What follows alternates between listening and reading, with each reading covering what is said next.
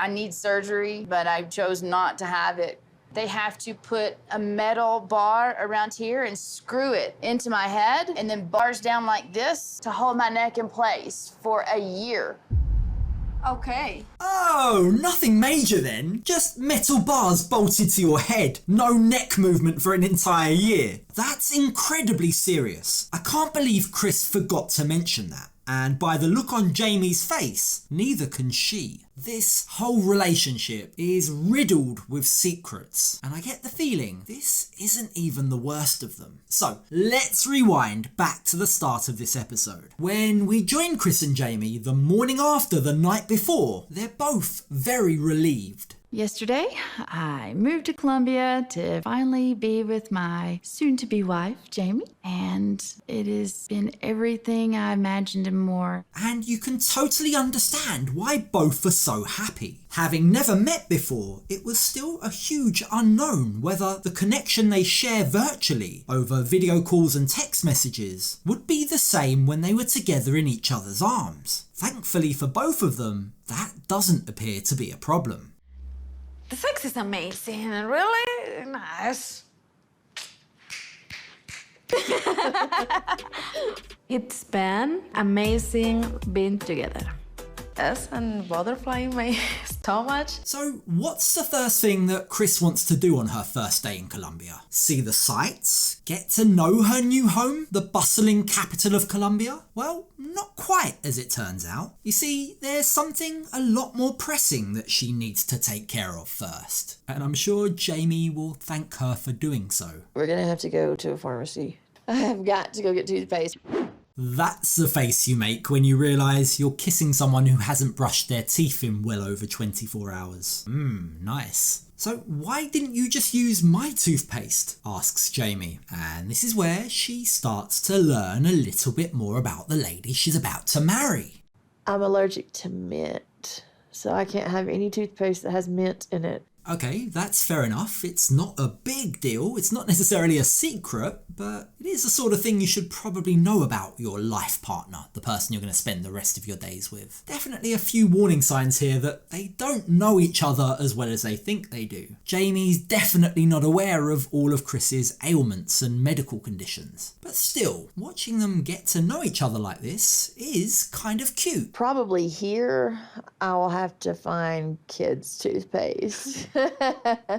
And that's good to see. It's good to see that Kris can laugh at herself, have a joke at her own expense. So far, so good, I guess. Their relationship seems to be going from strength to strength. And that continues when Kris gives Jeymi the gifts she's bought for her.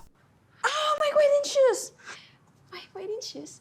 My wedding Your shoes. white shoes you wanted. See, I have your dress too, and you haven't seen it yet either. Now, there is a bit of a question mark in my mind here. Why is Kris having to buy Jeymi her shoes and her wedding dress? It's not like there's no wedding dress shops in Bogota, is it? Jeymi tells us that she's employed, she works, she earns her own money. Soy asistente administrativo en una empresa, una corredora de bolsas. At the very least, we know that she has enough to get her hair and makeup done at a fancy looking salon. She also has an expensive MacBook Pro. So why is she relying on Kris to pay for everything all of a sudden? I told Jeymi that since I was selling my home, that I would make sure that the bills were covered. How far does that extend, Kris? When you say you're paying all the bills, does that mean every time you eat out? Does that mean her mobile phone bill? Like, where exactly do you draw the line here? What we know for sure is on top of the wedding costs, Kris is also paying the rent. In fact, she's paying more than she'd like to be. And that seems to be something she's not altogether happy about.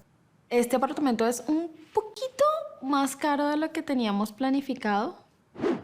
Jeymi knew what she was doing there. It doesn't look like she has too much remorse. And while she claims that the overspend was caused by the fact that Kris wanted a large kitchen, signing that contract for an extra $100 a month has annoyed Kris. And look, no doubt $1,200 a year more is a lot of money, but I think that part of the reason why Kris is upset by this is the way that Jeymi made the decision without telling her. Jeymi calls me all excited saying that she found an apartment. She is moving in tomorrow. And then after you got it, you told me that it was $500 a month instead of $400. You know, I was like, you know, that's something we need to discuss together. So I was pretty pissed. And you can totally understand Chris's frustration here. If she's kind enough to cover the rent, but she sets a budget and Jeymi ignores that budget without even consulting her, well, it could be argued that she's taking advantage. Is she taking advantage? At this moment, I have vacations in my work for 30 days. So I have time together with Kris. Hey, where do I sign up for a job like that? 30-day vacation. That sounds nice. Is she being paid during this vacation period? Or, as is probably the case, is Kris covering all of her expenses? The thing is, if Kris is paying for everything, and let's just assume that she is, well, it's actually her own fault. You see, Jeymi offers to go back to work. It's Kris that puts a stop to that.